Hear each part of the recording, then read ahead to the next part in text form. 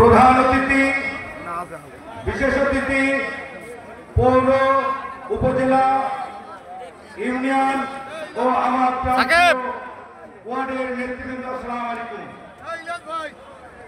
নেতার বক্তব্যের পর আর বক্তব্য থাকে না, আপনাদেরকে এইটুকুই জানাতে চাই, আমার নেতা এই শঙ্করচন্দ ইউনিয়নের প্রতি তিনার আলাদা একটি মহব্বত আছে, বিধায় তিনি সর্বপ্রথম আপনাদের এই ইউনিয়নে তার প্রথম জনসভা দিয়ে শুরু করেছেন।